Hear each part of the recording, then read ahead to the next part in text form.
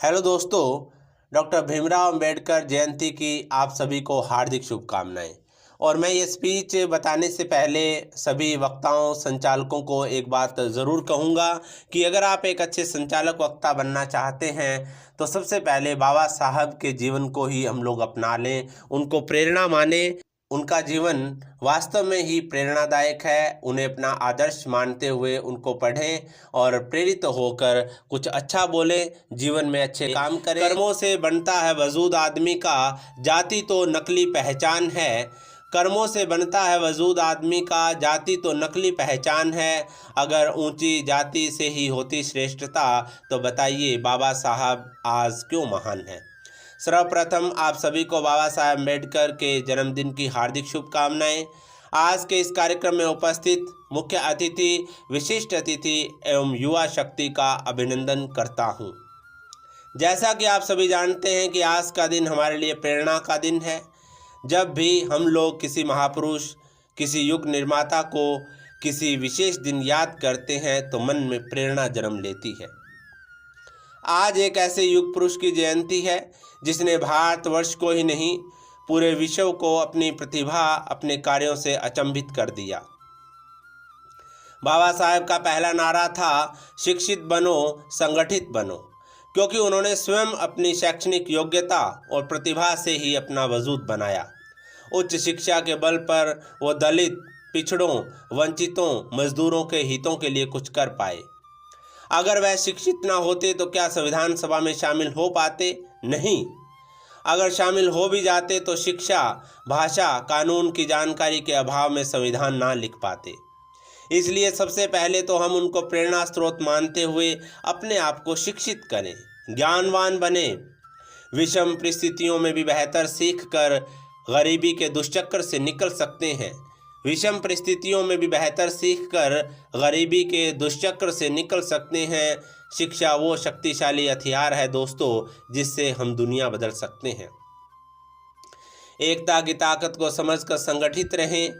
एक संगठित समाज ही अपने हितों को प्राप्त कर सकता है, अन्याय के विरुद्ध आवाज़ उठा सकता है। बाबा साहेब की सोच थी कि आपसी सहमति, प्रेम और सहयोग से जुड़ा समाज ही देश को स्वच्छ व्यवस्था दे सकता है। सबके व्यवहार भिन्न भिन्न है पर नीयत नेक होनी चाहिए। हर मकसद पूरा हो सकता है, बस सबकी भावनाएं एक होनी चाहिए। अंबेडकर ने खुद से सवाल किया था कि आज की तारीख में जब हमारा सामाजिक मानस अलोकतांत्रिक है और राज्य की प्रणाली लोकतांत्रिक, ऐसे में कौन कह सकता है कि भारत के लोगों तथा राजनीतिक दलों का भविष्य का व्यवहार कैसा होगा। दोस्तों, आज कहीं ना कहीं हमें यह खतरा दिखाई भी दे रहा है। दोस्तों, आज कहीं ना कहीं हमें यह खतरा दिखाई भी दे रहा है। बाबा साहेब की विचारधारा के अनुसार हमें मन से लोकतांत्रिक होना होगा, यानी भेदभाव को ख़त्म करना होगा, तभी समाज में समानता आएगी। ऊंच नीच का भेद नहीं, मानव मानव सब समान है। ऊंच नीच का भेद नहीं, मानव मानव सब समान है। हरदम मानवता के लिए जिए, इसलिए बाबा साहेब आज महान हैं। बाबा साहब ने कहा था कि तमाम समस्याओं का समाधान यह है कि सारे भारतवासी देश को अपने पंथ से ऊपर रखें, न कि पंथ को देश से ऊपर। लेकिन इस बात को लेकर अंबेडकर भरोसे में नहीं थे। यही कारण था कि उन्होंने कहा था कि यदि राजनीतिक दल अपने पंथ को देश से ऊपर रखेंगे तो हमारी स्वतंत्रता एक बार फिर से खतरे में पड़ जाएगी और संभवतः हमेशा के लिए ख़त्म हो जाएगी।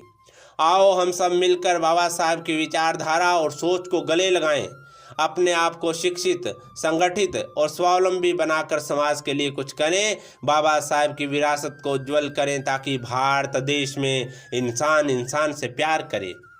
इन्हीं शब्दों के साथ एक बार पुनः आप सभी को बाबा साहेब के जयंती की हार्दिक शुभकामनाएं। इन दो पंक्तियों के साथ अपनी वाणी को विराम देता हूँ। शिक्षा के लक्ष्य की ओर बढ़ते रहो वरना कामयाबी से बिछड़ जाओगे। शिक्षा के लक्ष्य की ओर बढ़ते रहो वरना कामयाबी से बिछड़ जाओगे। एक होकर जीना सीख लो, नहीं एक दिन पिछड़ जाओगे। धन्यवाद। जय Hind. The life struggles of Dr. B.R. Ambedkar. Welcome to study IQ. बड़े हुए इस तरह की सेंसलेस इंसल्ट्स ने उन्हें रियलाइज कराया कि हिंदू सोसाइटी जिसे अनटचेबिलिटी कहती है वो एकदम स्टूपिड, क्रूअल और अनरीजनेबल है।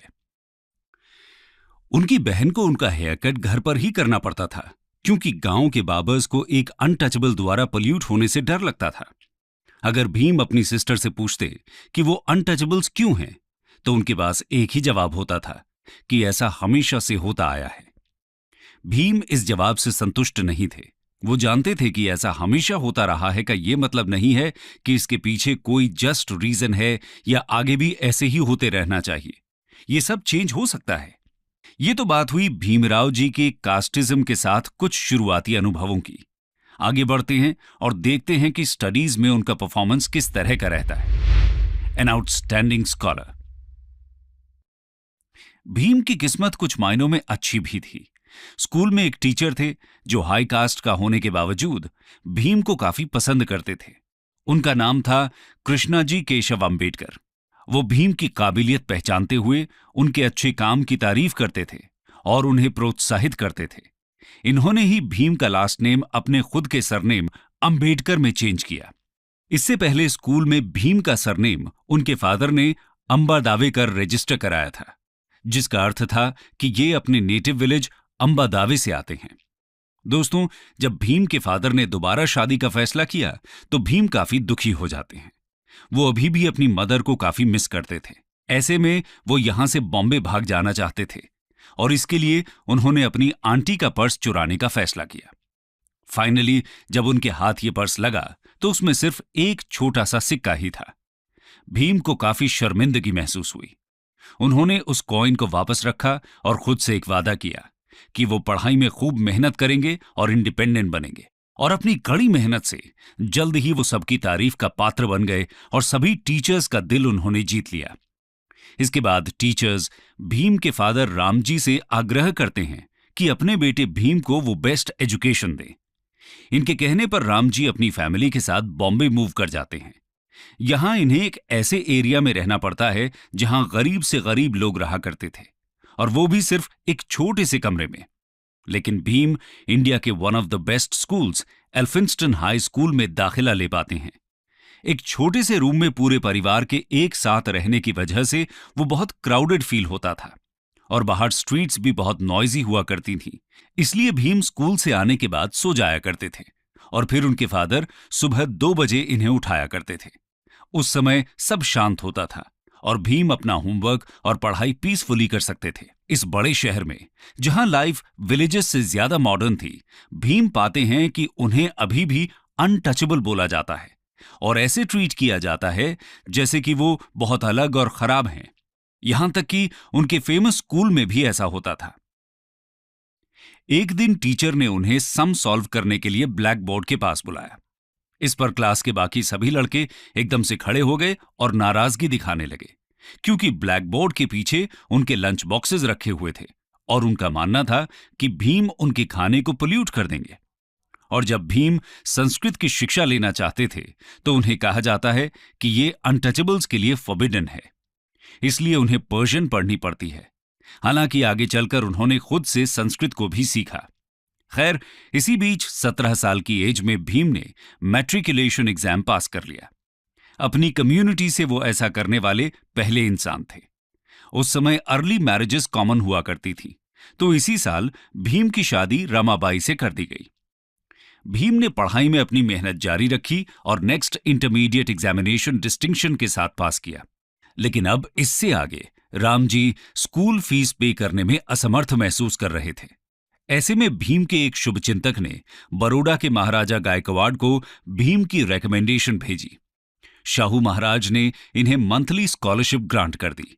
इस स्कॉलरशिप की हेल्प से भीमराव 1912 में अपनी बीए पास कर लेते हैं और इसके बाद उन्हें सिविल सर्विस में एक जॉब दे दी जाती है।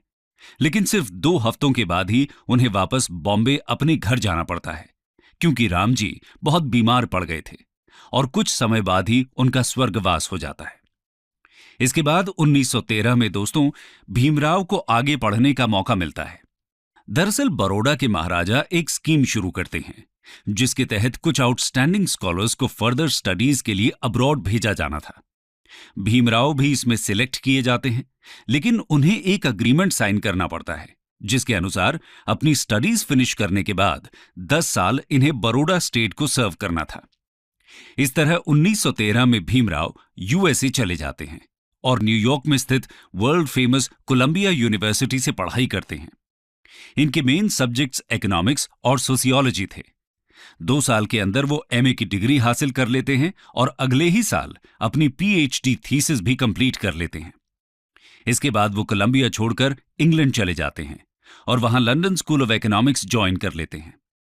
हालांकि उन्हें कोर्स पूरा होने से पहले ही लंदन छोड़ना पड़ता है क्योंकि स्टेट ऑफ बड़ौदा द्वारा दी गई स्कॉलरशिप एक्सपायर हो जाती है। भीमराव को 3 साल का इंतजार करना पड़ता है लंदन वापस जाकर अपनी पढ़ाई पूरी करने के लिए।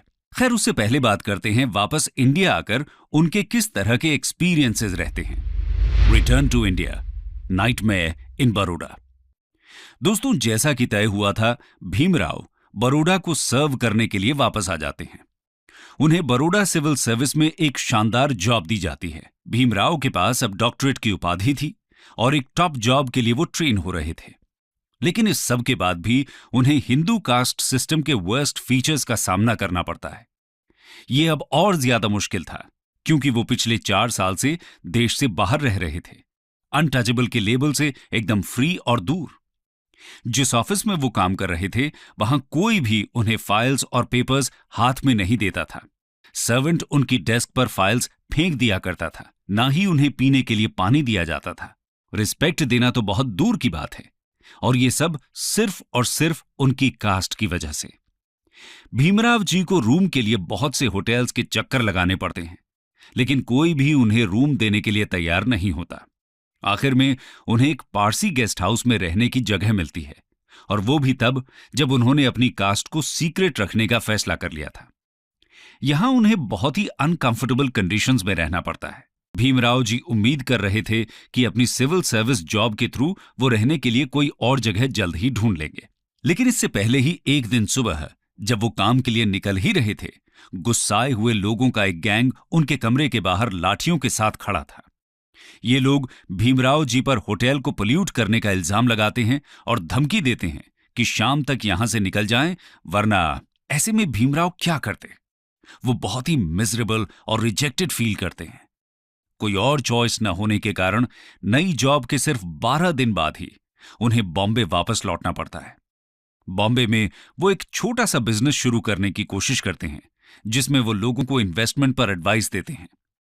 लेकिन कस्टमर्स को जैसे ही उनकी कास्ट के बारे में पता चलता है, ये बिजनेस भी फेल हो जाता है।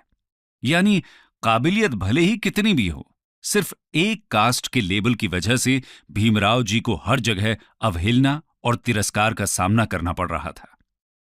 दोस्तों, इसके बाद भीमराव जी की लाइफ का एक नया फेज शुरू होता है। आइए जानते हैं उसके बारे में। Bhimrao rise as a leader of India's untouchables. 1918 में भीमराव बॉम्बे के सिडेनम कॉलेज में लेक्चरर बन जाते हैं और यहां स्टूडेंट्स के बीच एक ब्रिलियंट टीचर और स्कॉलर के रूप में उनकी एक पहचान बन जाती है। इसी समय उन्होंने एक मराठी न्यूज़पेपर मूक नायक की शुरुआत भी की, जो कि अनटचेबल्स की आवाज बनता है। भीमराव जी ने कॉन्फ्रेंसेस ऑर्गेनाइज और अटेंड करना भी शुरू किया, क्योंकि वो जान चुके थे कि दलित्स की सफरिंग को पब्लिसाइज करने की जरूरत है और उनके इक्वल राइट्स के लिए फाइट करना भी जरूरी है। उनकी खुद की जिंदगी ने उन्हें इस संघर्ष की अहमियत समझा दी थी। 1920 में अपने कुछ दोस्तों की मदद से भीमराव लंदन वापस जा पाते हैं और एलएसी में अपनी स्टडीज कंप्लीट करते हैं। इसके साथ ही वो ग्रेज इन में बैरिस्टर की पढ़ाई के लिए भी एनरोल कर लेते हैं। 1923 में वो एलएसी से इकोनॉमिक्स में डॉक्टरेट की उपाधि के साथ इंडिया वापस आते हैं और इस वर्ल्ड फेमस इंस्टीट्यूशन से डॉक्टरेट हासिल करने वाले वो शायद पहले ही इंडियन रहे होंगे। इसके अलावा वो बैरिस्टर एट लॉ में भी क्वालिफाई कर चुके थे। लेकिन उन्हें पता था इंडिया में कुछ भी नहीं बदला है। उनकी क्वालिफिकेशंस अनटचेबिलिटी की प्रैक्टिस के सामने कोई मायने नहीं रखती थी। वो अभी भी उनके करियर के लिए एक ऑब्स्टिकल ही थी। हाँ, लेकिन अब उन्होंने दुनिया की बेस्ट एजुकेशन हासिल कर ली थी और दलित कम्युनिटी को लीड करने की पूरी काबिलियत रखते थे। ये अपने समय के बेस्ट माइंड्स के साथ इक्वल टर्म्स पर आर्ग्यू कर सकते थे और उन्हें परसुएड भी कर सकते थे। लॉ के भी एक्सपर्ट थे और ब्रिटिश कमीशंस के आगे एक गिफ्टेड स्पीकर की तरह कन्विंसिंग एविडेंस दे सकते थे। भीमराव जी ने अपनी आगे की जिंदगी इसी टास्क को समर्पित कर दी। एजुकेशन की इंपॉर्टेंस को जानते हुए भीमराव ने 1924 में बहिष्कृत हितकारिणी सभा नाम से एक एसोसिएशन की शुरुआत की। इसका काम हॉस्टल्स, स्कूल्स और फ्री लाइब्रेरीज सेटअप करना था।